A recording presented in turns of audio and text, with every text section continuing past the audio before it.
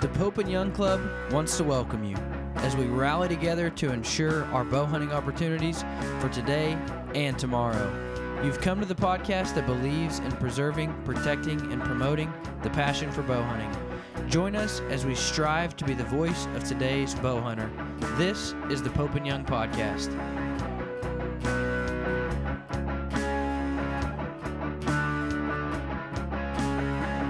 Hello, everybody. Welcome to the Pope and Young Podcast. Jason Roundsville here, joined as always with my co-host, Dylan Ray. Hello, Dylan. How are you, Jason? I'm doing Bam? great, man. We have with us today, we have Bam Marshall from Wishes for Warriors. Appreciate you being with us. I've been aware of you for a long time, and it was great to finally meet you last week in Utah. So thanks for taking some time being with us today. No, I appreciate it, guys. I appreciate you having me on. Yeah. First thing that I've got to ask is, unless you're in the Flintstones, Bam's kind of a unique name. Where'd that come from? It was it's a funny kind of long story. I won't get into all the details of it, but when I was in the Marines, I ended up getting stuck with a sledgehammer and had to carry it around for quite a while. But I was so I would was reaching doors and locks and knocking road wheels off tanks and everything else. And so it came and started as a little joke, like, hey, where's Bam Bam? Because I always just had a sledgehammer with me, and then it just never went away. And then as I transitioned to the civilian world, like all my buddies and everybody that had known me from the military contracting days, and then everyone called me Bam, and it just never went away. And so I kind of just absorbed it. And my wife hates it; she refuses to call me it. So.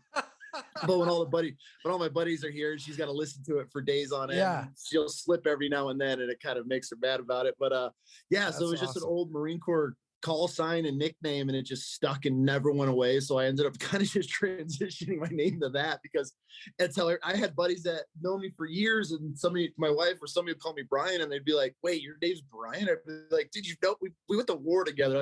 Like, man, I thought you were a Bam this whole time. And I'm like, oh my God. So yeah, it just ended up going on emails and business cards. And so, yeah, it's just Bam. Like, it's this stuck and never went away. I like it, and I'll tell you what, there's a lot worse nicknames to have stick.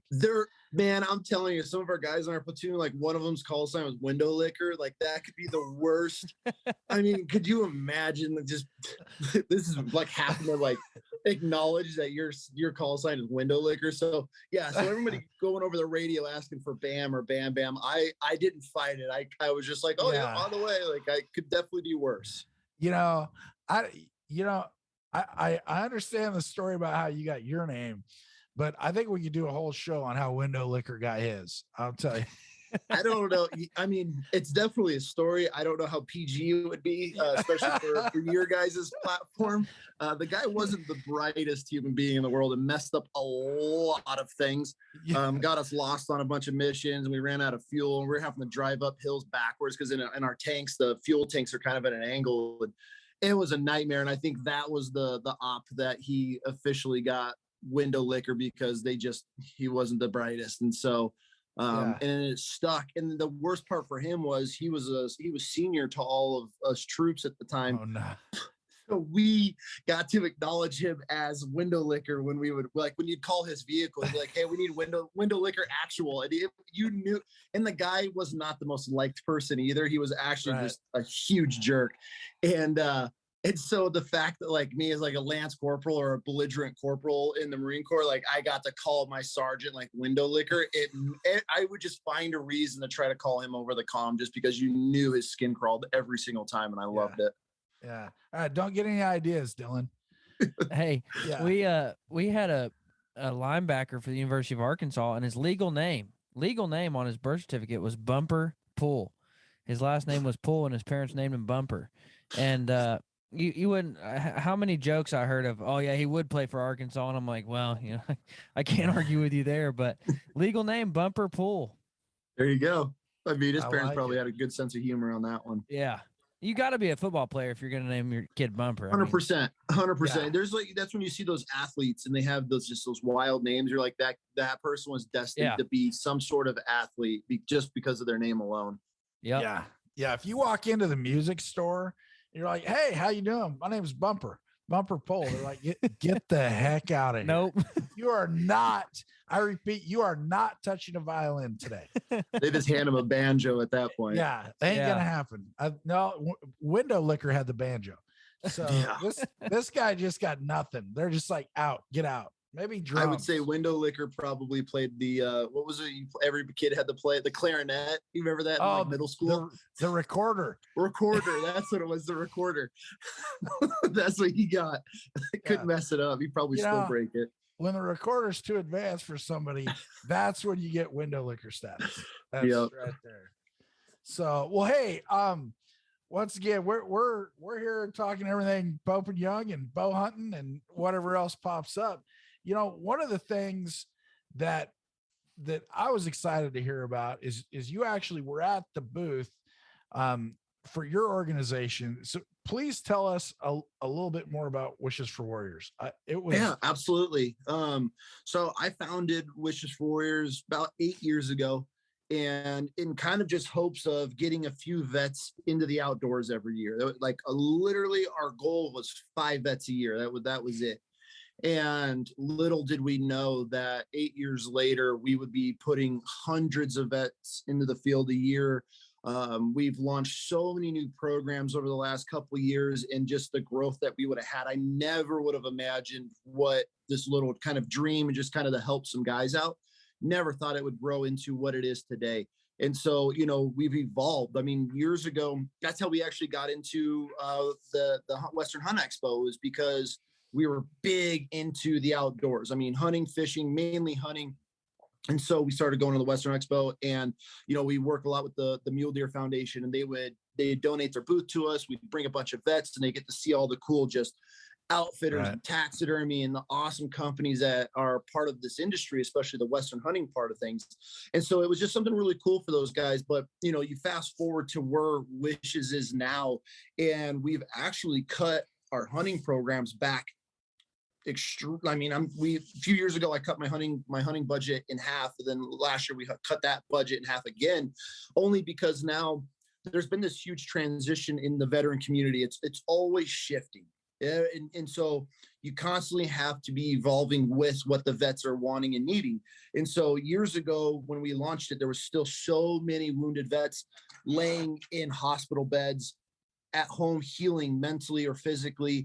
And that was our goal at the time, was to get as many of these men and women back into the outdoors that either used to do this before suffering a traumatic injury or wanting to start a new passion. And so now you fast forward 8 years later, that whole wounded veteran demographic is gone through a lot of the physical healings. And so they're able to go and do this stuff now. So now what the veteran community is coming to us with is they want to learn. Now they're wanting to learn skills and trades and just all these different types of programs. And so what we've done by cutting back our hunting programs is now we're still doing a lot of the hunting, but now instead of just sending a vet on a trophy hunt, now we can send them on a hunting 101 clinic where it's just a doe hunt or a cow elk hunt. So there's no pressure.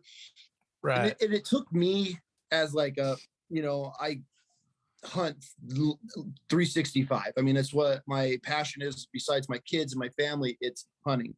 And so it took me a lot of years to realize inches aren't saving these veterans' lives. It doesn't matter about if it's a 185, 200-inch muley or some 340 bull.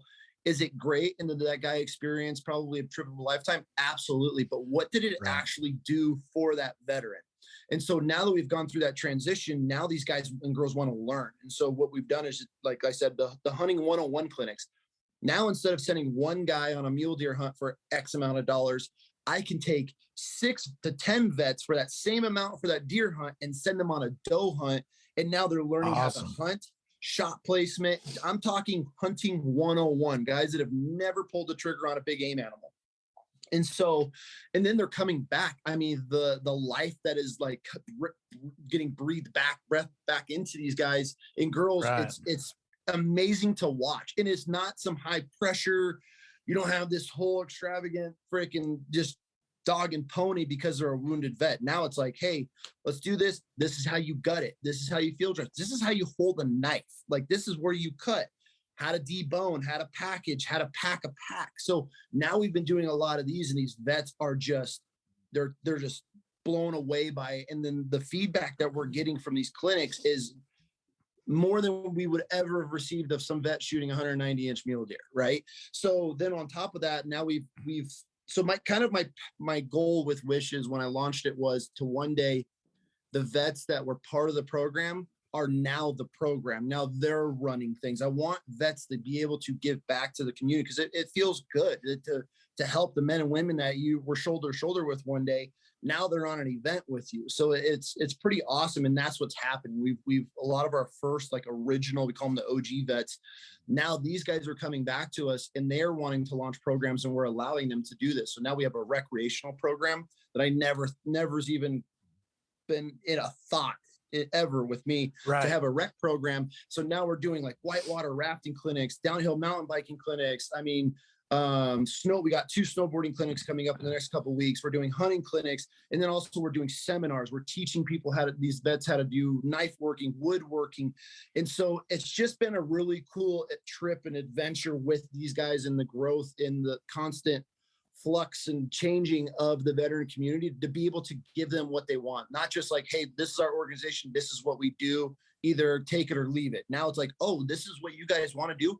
Cool. Let's implement that. Let's give these guys and girls an opportunity to do what they want to do, instead of them coming to us and be like, well, this is what we're going to offer you. So, if it's for you, cool.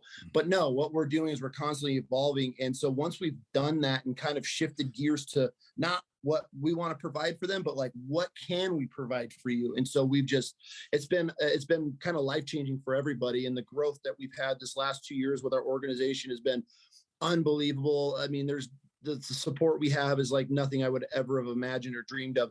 And so, it's just a really good time to be able to sit back. And it's nice to have also combat wounded veterans on our program, because they're seeing, they're feeling, they're hearing everything that the community is talking about.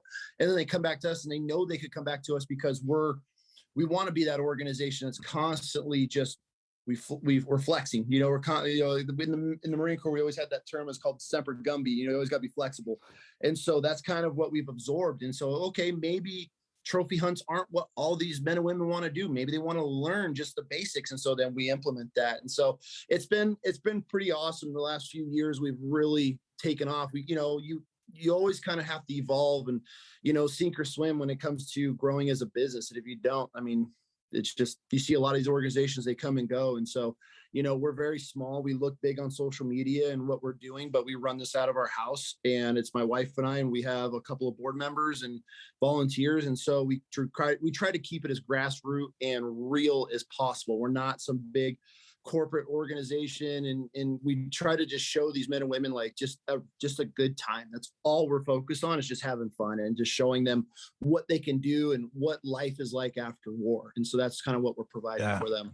What's been the biggest obstacle you've noticed getting them involved in hunting? There's really, well, besides the physical disabilities that some of these guys have, but that's what's great about what some of the team that we have built is we'll put these guys on our backs, we put them on packs, and we'll hike them into these areas if we have to. We have the equipment, the gear to get them into the field.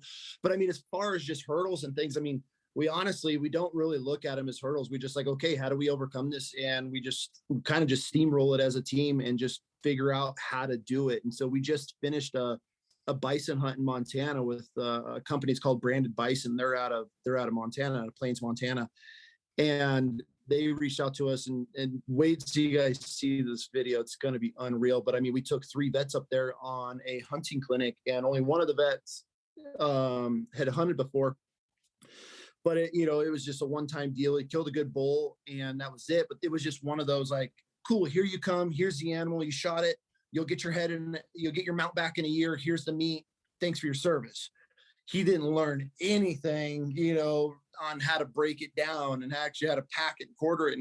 And this guy's he's an amputee above the knee, pretty much almost at the dick line. And so it's really hard for him to move. And so this guy shot a bison on the side of a mountain in a rock chute. It looks like mountain goat country. Like if you Photoshop the bison out and put a mountain goat there, people would think you're at like 10,000, 14,000 foot elevation. Right. It was wild. Like I had buddies messaging me like, what are you guys doing on the side of this mountain with bison? Like explain how you're even in this situation. And so this guy hikes all the way up with another vet that was with him. And, as we're trying to get the horses and everything saddled up to get up there to these bison, this vet was like, I'm going to climb this. Like, I want to earn this. And man, he climbed all the way up this rock chute to his bison to get his hands on it. He's like, no, like, I want to go to it. Like I did this, I'm going to earn it. And it was just really cool to be able to see him accomplish that. And then not only just accomplishing that for himself and to show himself that like, hey, this mountain's not going to stop me. And then we sat there and broke this bowl. We actually shot 2 of them on the side. It was a nightmare. And we broke both these bowls down on a rock chute, halfway up the side of this mountain. And we spent all day up there doing it. And we got the horses to pack it out. And these guys had like the adventure of a lifetime. And so, wow. Normally you'd shoot it, cool. They take pictures with it. They go back to camp. They can eat, drink, whatever they want to do, whatever happens after that. But nope, not in these clinics. Like if we're up here, you're up here and you're going to learn how to do this. And so now he can take that skill back. And they all got meat. Every one of them got their, steak, burger, you name it. They got a cool hide. We're getting all the hides tanned and they get a European skull out of it. And so it was really cool. And we were up on the Flathead Reservation. And so each vet donated a huge portion of their bison back to the res to help feed a lot of the families that are there. And so it was just a really cool deal to be able to, them allowing us to come on and do these bison hunts and then be able to give back to that community. And the vets felt we told them all like, hey, this is what we would like to do. They were like, absolutely. They're like, they can have half of the bison if they want. And so it was just awesome to be able to have that community come together with our community and to be able to provide for each party. Yeah. Very cool. Well, it's neat that you guys have evolved. You listen to the folks coming out and they want something a little bit different. Yep. And then where you're evolving into the workshops as opposed to just the hunts. So yep. It's, I know for me, there's just something magical about being outdoors, whether you're chasing, no matter what you're chasing, it's just nice to be out there. And then when we're putting these guys into the field, the way that we're doing it it's a little bit different than most organizations. I'll admit that. It's we want these guys to just be free on a trip. We don't want to, put a hinder or regulate what they're able to do. I mean, the day before, these guys are doing a cattle drive and they're pushing a herd of bulls down this highway where we got these little kids that are blocking traffic with trucks and, the bull falls through the ice and we're got to get a truck and yank this bull out of this ice. Like my buddy and I fall through the ice. And these guys were just like, they've gone on with trips with other organizations. Like, we've never experienced anything like this in our life. They're like, and their biggest feedback was they're like, we were able to feel free. We were able to just pretty much just be a man and just spark that fire back in them. And so, that's one of the big things with us is we want them to be as free as possible on these trips. Like, I don't want to like regular, you got to be in your, the hotel room. We need you back at the Airbnb by 9:00. You got to do this. You can't go out and hang out with a buddy in town. It's like, and you served your country, you're a wounded veteran, you've been through hell and back. Like, who are we to sit there and regulate what you can do? But at the same time, it's like, hey, here's this adventure. Here's an opportunity. Don't screw it up. Like, don't, we're going to do it professionally and represent the organization how we should. But at the same time, like, go be a man, go be free. And, experiences, take it all in and we're not going to red tape this for these guys. And like, that's what the main thing they're getting out of this is the camaraderie, learning the lessons that everything that they've learned on these hunts. But at the same time, like, I think what you can't advertise and you can't put out there is just allowing them to just breathe and just take in those roots of just almost like a primal root that we're giving them. Like, here you are, here's a heart, here's a bison heart. And these guys all bite a chunk out of it. They're on the side of a mountain screaming and yelling. And it's just like, where else can you do that? And so, but we want to provide it for them. It's not for everybody. And that's why we have so many other programs. We have programs to help out Gold Star families, ones that have lost loved ones. We have couples retreats. The seminars where we're teaching these guys and girls skills now. It could be anything. We're doing financial clinics. We try to offer a lot to them, but obviously our main bread and butter is adventures and just getting them back into the outdoors in some way, one way or another. But yeah, it's been a hell of a ride these last few years, and the growth and just kind of just giving these veterans what they need and what they want, what they're asking for. That's outstanding. Well, it's having been around that a little bit, it's nice, and I know it's sure appreciated by them. Oh yeah, it's a lot of work, but man, you see the smile on these guys' faces. Or, you know, a couple of the guys, they live local to us. When we got back from the bison hunt, so we invited them and their families over just because we wanted to hear, you know, the kind of their side of the story afterward. It's just awesome to be able to see these guys and girls go from, you know, just their everyday life and then to experience something like this. And then it started this passion, you know, and now they have this drive and they want to do the next one, or they want to get involved and start taking guys out themselves. And, you know, it's pretty awesome to be able to sit back and watch just everything unfold and, you know, put a smile on these vets' faces at the end of the day. It's kind of just our main goal. Absolutely. Wow. That's, you know, it just providing those opportunities. It's gotta, I'm sure as much as you give, you probably get back, you know, tenfold.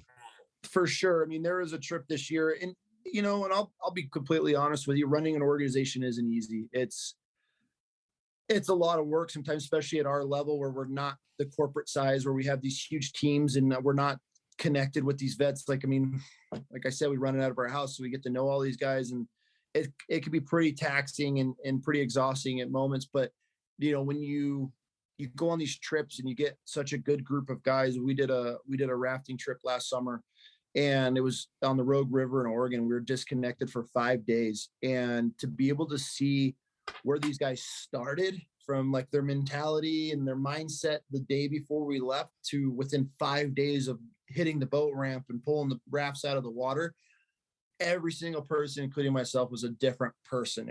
They had grown, and it was really cool because I did it with one of our, you know, the Dom. He's my event coordinator for our recreational program.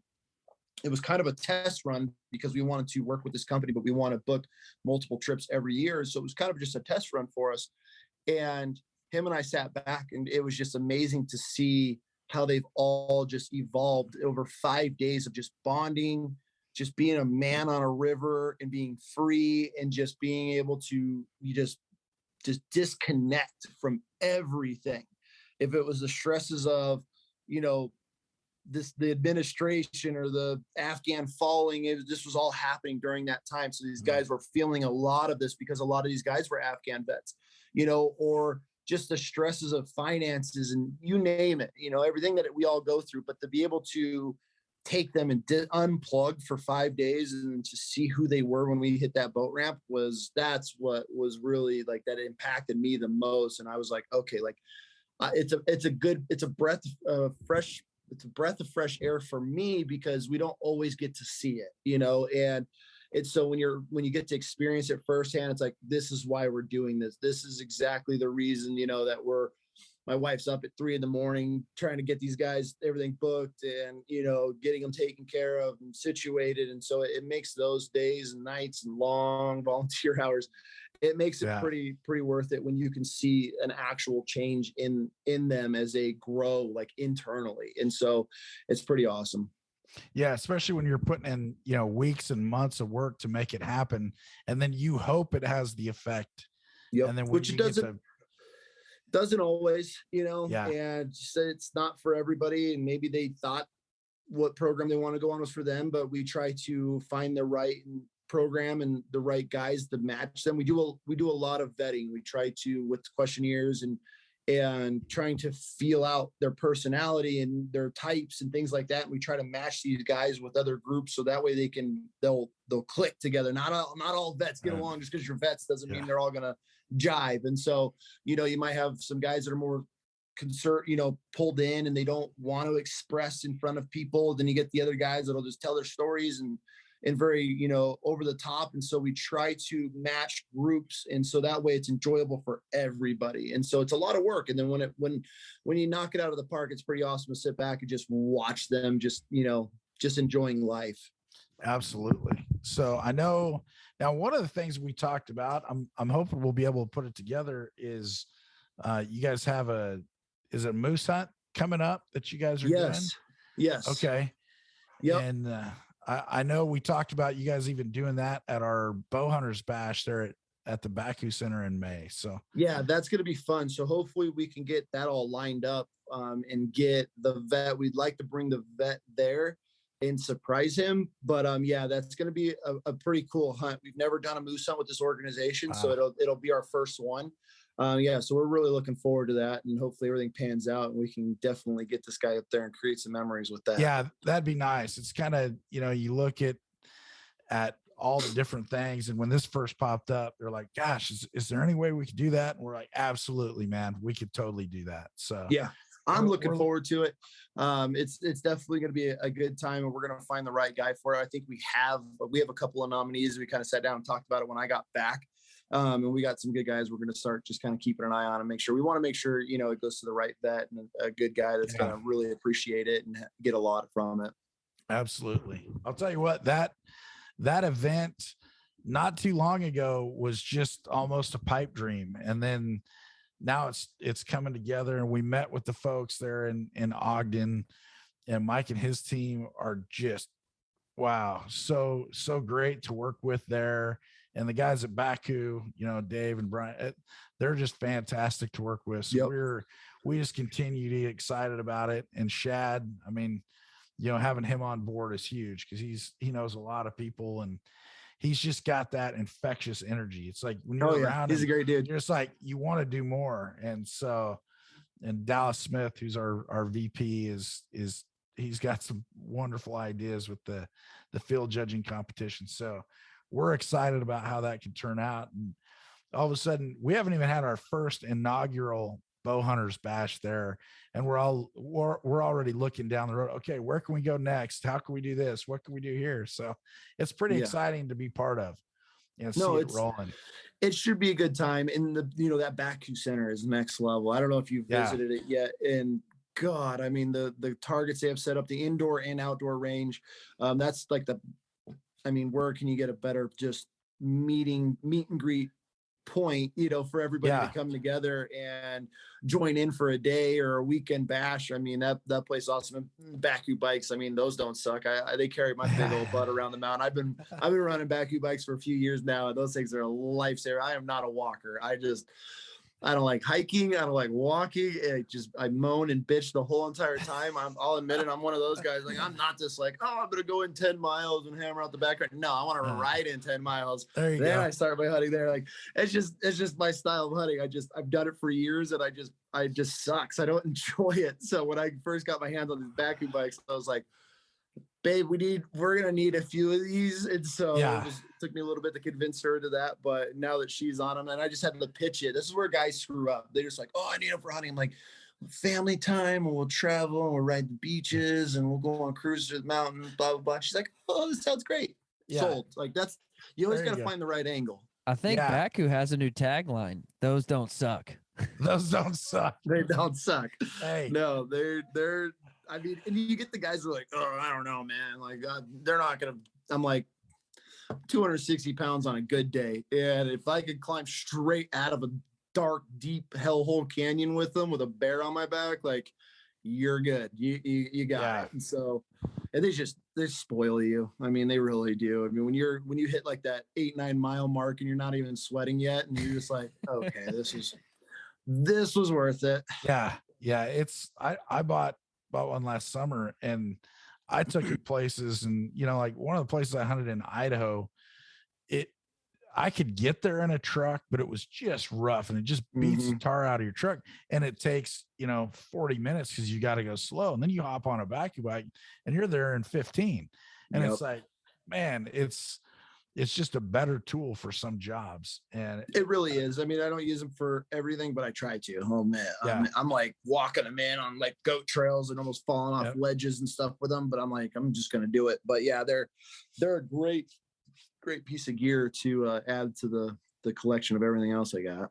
Yeah. And they're just, and for us, in our corporate partner program, it's just nice to have folks like that. When we I first met Dave up at one of the mountain archery festivals, and we got to shoot I think we shot the Pope and Young course, and we're riding up on the chairlift, and we're just, talking about stuff. And, he says, well, here's some of the things we've got coming up. And then now it's been a few years later, and they came on as a corporate partner.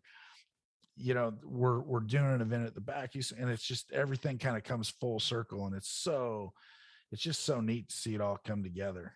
And they're great dudes too. I mean, they're great guys, just as individuals. I mean, we've hit them up before in the past, and we're actually, we've talked to them. We're trying to do a big DIY antelope clinic. We're going to try to get a bunch of guys doe tags for Wyoming this year. And if we get the amount of tags we're hoping to, we're going to do like a wall tent, public land, just hunting off Bakcou bikes, where, it'll be 2 guys per 1 guide, or 3 hunters, 2 to 3 hunters per guide, that I'm going to bring out some of my buddies.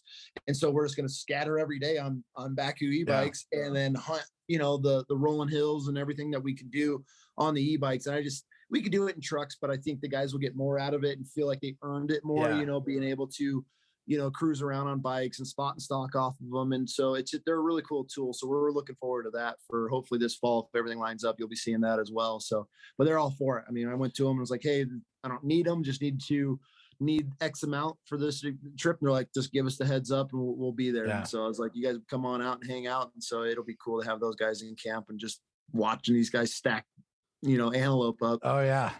That's a good old fashioned meat hunt right there. That's all it is, but at the same time, it's an antelope. I mean, when you do cow elk, we'll take cow elk hunts, we'll take doe hunts, all those all day. We do them all fall. But I mean, an antelope's just so easy to take care of, like 15 minutes. Well, probably with these guys will be 30 minutes, 40 minutes showing them everything. But I mean, God, it's in and out. You can throw a whole thing, all the quarters in one pack, and you're in and out of there. It's not like you're packing a bison off the side of a mountain and just hoping you don't die while you're doing it. So, it makes it fun. So just kind of a relaxing, easy hunt. Yeah. So, well, one of the things, when we started talking about doing this at the Bakcou Center there, they stepped up and they said, gosh, we're going to have to do something really cool. So let's do, we should do a door prize of a bike. And so we're looking at this, and I don't know where else you can go win a $5,000 door prize on a $60 ticket that includes a barbecue dinner and a bunch of other stuff. So we're excited about it. And I mean, May 14th seems like it's a long way off, but it's coming up faster than you realize. Yeah. So we're excited about it. I think it's going to be great. And hopefully people really enjoy it. And, the community aspect, I just think it's got a lot of value, bringing people together, bringing bow hunters together from all over Utah, and maybe even some fringes of some of those other states up there. And I'm sure. I mean, I know buddies that have gone down for other events from up here, and those guys are growing, they're doing the right thing. And then have you guys involved and just to grow the community of, the Pope and Young and these other classes and other organizations that maybe aren't, on the radar, like all these giant ones, but now they're starting to come out and see these cool, fun events. Like I guided mule deer for years. I mean, I still guide, but the fact that they're doing this scoring competition and how to measure. Yeah. And I mean, I find that fascinating because, Eastern Colorado mule deer isn't going to be the same as some Alberta, deer up there, or the plains versus the mountain deer. I mean, everything varies on ear length and width, and so I want to listen to the experts talk, and that's what's exciting for me. Like, I want to go down and be like, okay, I had no idea, and it's cool that they're adding things like that. And if a lot of guys, I feel that can maybe swallow an ego for a little bit and realize that your scoring isn't maybe the best, because we see we see what you guys post about, and I'll look at somebody's deer like, baby. Yeah. But it'll be fun. I'm interested to see that. And so these guys have a friendly competition of, being able to field, ground score some deer, some Pope and Young and some of these giants. I think it'll be a lot of fun. Like that's what's interesting to me. Like, that's why I want to go the most, just so I can see, the different tips and tactics on how to score these things. Well, it's like you said when we were visiting last week, it's kind of like, everybody thinks they're a field judger. Well, now's your chance to show up and show out. It's like, are you or aren't you? Because anybody can say, oh yeah, that's a 182 and 5/8. Well, unless you wind up getting that buck, you never know. So then you're of course right. Now we're going to have that opportunity. We'll have the, Koa's coming in with the optics, and you'll have an opportunity to put it up against the best of the West and see who's really spot on. I'm interested. That'll be fun. I want to learn the elk side of things. Like I've killed a fair share of elk, but I'm not a hardcore. Like for most part, for muleys, if I have time to look at them, I could get pretty close in, scoring them. But with elk, like, yeah, I mean, when it's big, and you can kind of rough score. I just don't have the experience with them and the time just spent just staring at them for months on end. And so that'll be interesting to me. And I have buddies that are hardcore elk guys, and they'll start picking them apart. And I'm just like almost gibberish to me of how they're scoring them and measuring them. And I'm just like, where, what, like, how do you? And so I want to actually sit down and learn that just to better myself. And, so that way don't get me wrong, I'm not going to pass on any elk. I mean, all elk die. So, I'm not going to be like, oh, that was a 320. Yeah, 320, boy, you're dead. So, it'll just be nice to be able to, like, just look at something and kind of get a better reference for it. I'm definitely not a picky elk hunter. I just, every bull's getting an arrow tossed through it if I get an opportunity. So I'm not, I don't discriminate.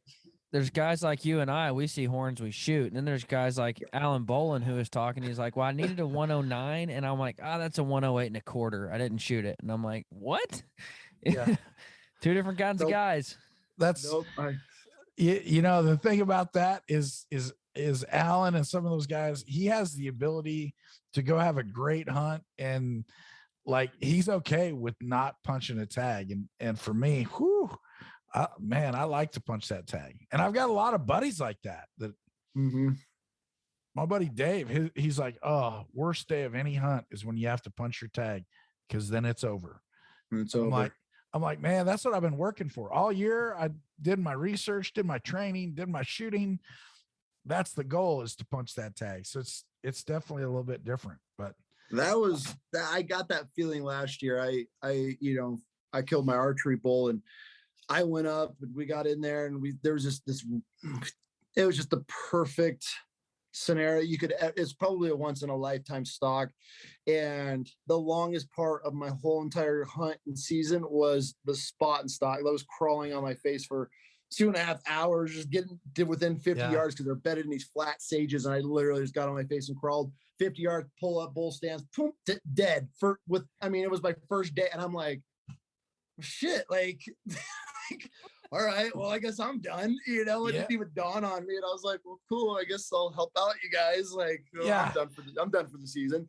So it was kind of that bittersweet. Like once the adrenaline and everything dumped, I was just like, well, crap, like, I guess I'm done now. So it's like that Forrest Gump. He's like, well, I guess I'll go home now. When he gets done walking, like, that was what I felt like. I was like, well, just go home and watch everybody else kill stuff now. Yeah. See, that's hard for me, because it's, especially if you have a longer hunt and you put the effort in, all of a sudden you're going. And there's that emotional roller coaster of, okay, I haven't seen or heard an elk in 3 days. And you start wondering, hey, am I ever going to see an elk? And then all of a sudden you get into them, you get that excitement. You're right up on a level 10, and you get that constant kind of highs and lows and everything in between. And as soon as I connect and I'm like, oh, this is great, I just got my bull. Now I'm ready to go again tomorrow. Like, I'm literally on level 10. Yeah. I'm ready to go, again tomorrow and the next day. And it's like, oh, nope, you're done. Yeah. And so that's the hardest part for me about some of this big game, is when I finally, connect, and I have the energy and I have the wherewithal to just go for another 2 weeks straight, you're done. And so it's a bummer. It's bittersweet, that's for sure. Yeah. But it's what we live for. So, I get those guys that are super picky, but I'm not that guy that's killed, 5-6 bulls over 350. I've never even come close to that. I kill rags. All my bulls are rags, but it's just like, I have buddies that they've killed 40 something bulls over their lifetime. And they're just like, we go out, they're like, yeah, it was a decent 6. And I'm like, get out of the way. Like, I'm swinging arrows, like, move, And so, I get them. They want to hunt the whole season. They're looking for the right one, and they're happy if they either way. And me, I'm like, oh, it's got horns. It's getting an arrow flung at it for sure. Like, I'm going to let the air out of it real fast. Yeah, you just look them in the eye and you say, the next time you ever consider saying that's a decent 6 to me, don't bother. You just range it. Just tell me that's Yep. Give me that's range. 40. That's 46 yards, baby. Give me a range. Get out of the way. Yeah, put me in, coach. I'm ready. Yeah, tag me in because it's coming regardless. So yeah, no, but I respect it. You know, hopefully one day I'll get there. But I don't know. I don't know if I ever will, because now that my kids are coming up into now it's their turn. So now I've kind of been focusing on my oldest this year, and we had a really good season with her. And so I'm getting a lot of excitement and joy out of just watching her grow on the mountain and just become this little huntress. And it's pretty awesome, you know? So that's kind of, I could see my path kind of shifting there. And, you know, my youngest is a few years behind her. And so as soon as I think my oldest is where the point where I could be like, hey, go fly the coop. You take that canyon, I'll take this one. We'll meet at the top or bottom. But now my youngest will be right behind her. So I don't know. I got a lot of years of hunting with my kids ahead of me, and I'm really looking forward to that. So I've been putting my oldest in for more tags than I'm putting myself in for this year. So hopefully, you know, we can go spend a lot of time together on the mountain. Yeah, it's interesting you bring that up, because I've got my oldest niece just turned 18. And so she's always had access to youth tags. I mean, growing up, they didn't have youth tags when I was doing it. Mm-hmm. You just had to jump in with everybody else. And so my brother, Jeff, he's like, oh, Haley is going to learn a lesson this year. She's always had a youth elk tag that started before everybody else and ran for 3 months. And he says, this year she's in with all of us, and she's going to learn exactly how hard it is to elk hunt in the Cascades. And my brother's a good hunter. So he goes out first day, they get into a 6 point. They didn't connect, but once again, she's hunted one day in general season, gets into a big mature bull. I think it was the second day, might've been the third, that she kills a big, thick 5 point. And he's like, I think she's ruined, because now she doesn't even understand.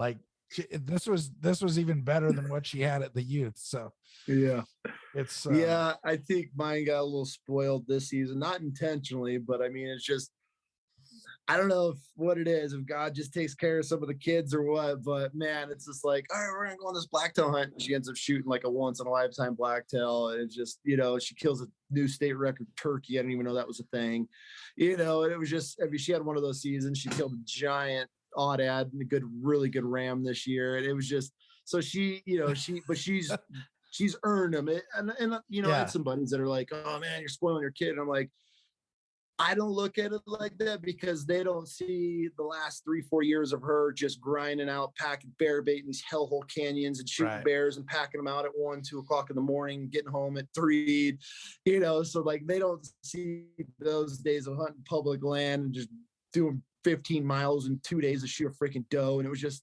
you know, so they don't see that. So like, when I see her connect on a really good animal, all right, kid, like, you deserve it. You know, like, you earned that one. It's not like she's just out here hunting just big old ranches her whole life. You know, she's held out and done some pretty miserable pack outs in the mountains. So, you know, when I'm like, you take these ones when you can, because they're not always like this. Like, these seasons don't come along every time. So, you know, and she gets it. So it's fun to watch that.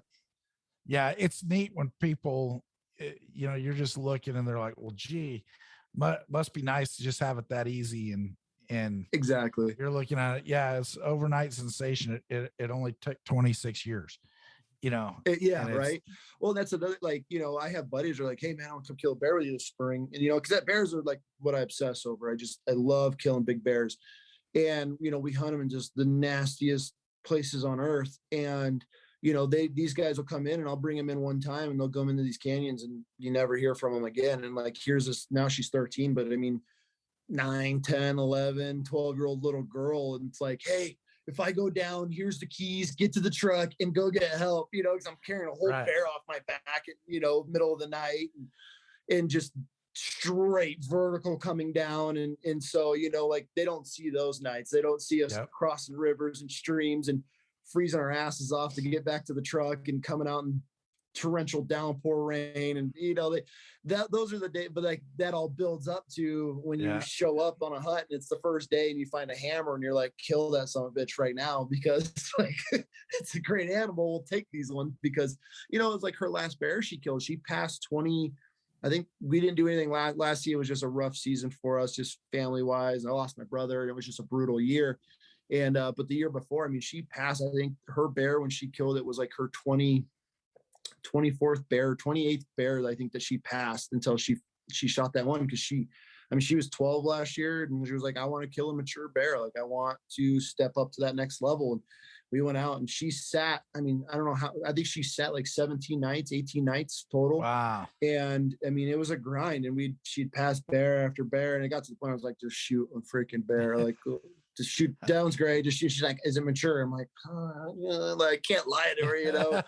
and so I'm like, no. And she'd always ask, like, how do you know? How do you know it's, and I'm like, when the one steps out, you just know. And so her bear ended up walking out of this brush one night, and she looked at me like, oh my God. I was like, that's the one. And so she ended up letting the air out of it. And it was an awesome trip. And so, but I mean, I sat there all night, and I think it was like 1 a.m. by the time we zipped our packs up, and I sat there and she skinned that, not the whole thing out, but I'd say probably half to 3/4 of that bear. I just sat there. Okay, cut here. This is how you make this cut. This is how you take the foot, like just showing them. And it was just her and I, and we sat there all night, and she just skinned it with her little knife. And I sat and watched, and I'm like, you want to do this? Like, you got to learn to do this. Like, I'm not always going to be here. And so, you know, like those are what build up to when you get a chance to shoot something first day, you take that opportunity and you enjoy it, because it doesn't always happen.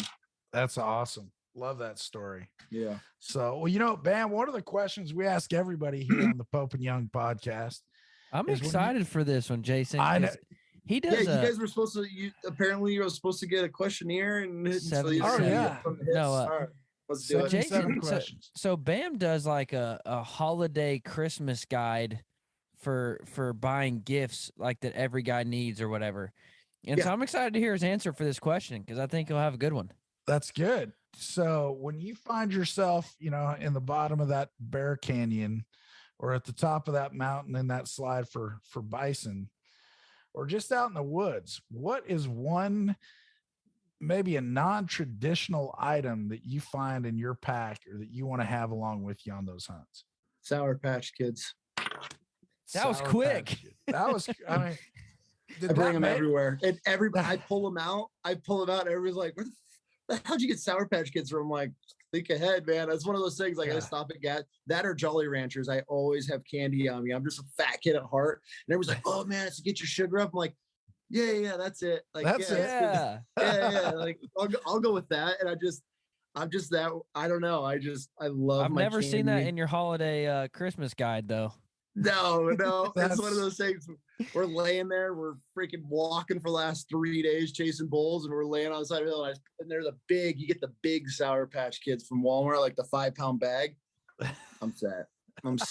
Like, if you go to my truck right now, there's bags of candy stuffed everywhere. Like, my kids are always getting my keys and going to my trucks. I always have like Starburst or Sour Patch Kids or Jolly Ranchers.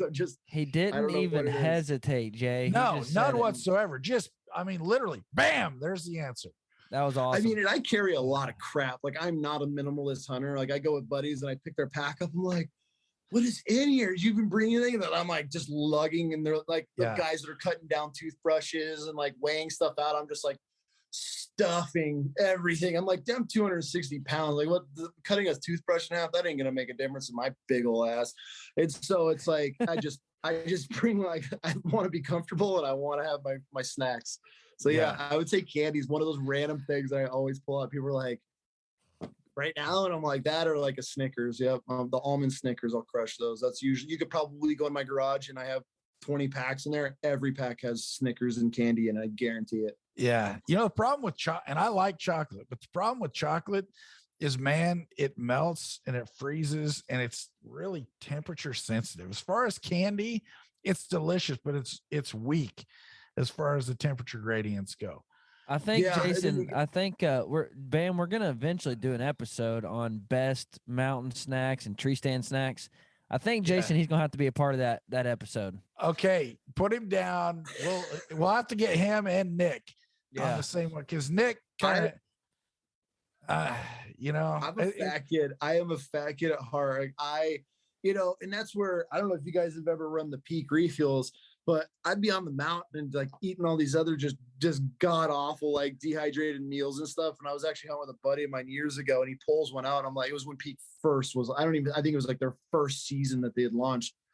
And I'm like looking at my meal, and it's like this Southwest chicken, and it's got like shredded chicken breasts and like barbecue, like grilled rice and corn. And I'm like, oh my God, I'm gonna crush this thing right now. And I open it up, and it looked like baby crap, and I'm like, smelled horrible. And my buddies over there eating like this chicken pesto pasta for Peak, and I was like, never again. Went straight to the Peak office and bought a lifetime supply of that.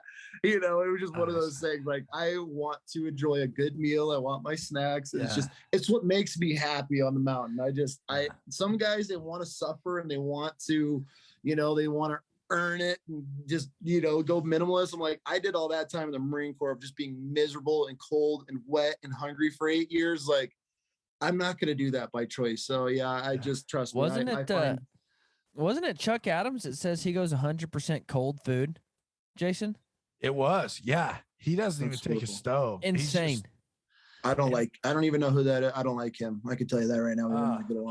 He's probably the greatest bow hunter of all time. I'm just talking hunting. Yeah, no, he just no, like that's insane. That's the thing. Like, I don't want to be friends with people like that because they're just on the mountain suffering, and they want me to suffer with them, and we don't. No, I want not my style. Yeah, not to disregard anything, literally anything that Chuck Adams says, because he's he's a murderer. So he is. He can do whatever he wants, but I'm not hunting with him. No, he's the peak of the mountain. But I'll tell you what, there's something to be said when some of my favorite answers or what have grown to be my favorite answers over the last year or so have been, definitely Justin Gordon, bacon, totally great answer. And then Nick Munt with the Uncrustables. I didn't even know what an Uncrustable was until I heard about it right here on the Pope and Young podcast. And one of these days we'll do the snack episode. So we'll bring you on. Man. You can just have an assortment on the table of the top BAM snacks out there. I like it. Do you know the backcountry? Have you ever heard of the backcountry fuel boxes? No. Man, his name is Cody, and it's called Backcountry Fuel Boxes. Anyways, it's a subscription thing, and I'm not a subscription guy. This is actually part of on my Christmas list of like what to get your man for the holidays. But you get a box every single month, and it's just different snacks and treats. And then you get like a coupon code with them. So we go through and I pick out all the stuff I want. And it's got this like honeycomb. I mean, it's like made for fat kids. And it's just like a random assortment of just goodies. And so it's like the perfect thing for me. And every time they show up, I go into them. So over the whole winter and most of the fall, because I'm just gone, I have like stacks of these things. So bear season rolls around and I just go through and pretty much just take all the good stuff I like. And then I'm on the mountain just eating random things. And I'm like, oh God, I'll take a picture of it, send it to my wife and be like, order a case of these, like order me these. Yeah. And she's just like, you're done. You have too much already. And I'm like, but these ones are great. So yeah, I'm all about the fat kid treats on the mountains, but yeah, I'd say candy's my go-to. That's my weakness. You have a soft, I think it's an Avery soft side camo cooler, and that's the snack bag. And someday, you just add to it. And when you're traveling or whatever, you just reach in and grab something. No, you grab something else. And one of these days, I should probably go through that because I'm not sure the legitimacy of expiration dates on snacks, but I'll bet there's some stuff in there from 10 years ago. I have a tote. Like a legit tote that goes in my backseat of my truck. It's in my garage now, but like whatever my kids, like my youngest, she discovered it last year and I was kind of mad. I got to hide it now because we don't have because we eat pretty healthy while I'm home, but when I'm on the road, like obviously I throw all that out the window and I'll hear that back garage door open and I'll go sneaking out there and she's just rummaging through my tote. She'll just pull out a Snickers or one of these candy bars or something I have. I'm like, get out of my box, and so she's always in there. But every time I know I'm going to be hunting out of my truck or just on the road for a while, I put that tote right in. It's got my stove. It's got all my snacks. It's got everything you can imagine for for just being a fat kid on the mountain. If you can't find it in there, it doesn't don't exist. need it. Like, yeah, if it's not in there, you don't need it. Yeah. Awesome. Nope. Well, hey, Bam, thanks so much for everything you're doing out there for our wounded warriors and for running Wishes for Warriors. Look forward to working with you on this Bow Hunters Bash and seeing you here and before too long in May. Yeah, I'm really looking forward to it. It's been good. Like, you know, it's awesome to see you guys reaching out and, you know, doing these cool, fun, you know, events. You know, the first time I met all you guys was at one of the Mountain Archery Fest. And I think Baku and all those guys were there. And I went to one of the events, and it was awesome to hear the stories and some of these legend, just bow hunters and telling stories, and you get to hear it in person. And that's what kind of sparked my, you know, interest in get going and kind of just following you guys in a way. And so, like, I'm not a hardcore bow hunter by any means. You know, I consider myself an opportunistic hunter. I mean, if there was a season to spear and maybe throw rocks at things, I'd be out there doing that too. You know, but it's fun. I really enjoy the outdoors, and then to be able to hear some of these legends that you've grown up, you know, hearing or reading about in their books, and to be able to meet them at these events, it was pretty cool. And so then, you know, obviously getting together at the Western Hunt Expo and talking a little bit, and possibly, you know, not possibly, but we're going to put a guy on this moose hunt. Like, now it's all kind of come full circle, and, you know, we can contribute to this and now bring the veteran community, you know, more awareness of what you guys are doing. Cause there's a lot of guys out there just want to get into the bow hunting, or they've been into it and, you know, they don't know like the ins and outs. And so I think it's a good avenue to bench the veteran outdoor community to, you know, more of the Pope and Young Club, and just see where it goes from there. So it's cool. I'm glad you guys are, you know, jumping on board with some of these really awesome growing new companies. And I'm excited to see where it goes from there. Awesome. Us too, Bam. So thanks for being part of it, man. Look forward to seeing you next time. All right. Thanks so much. Take care, guys. Bye.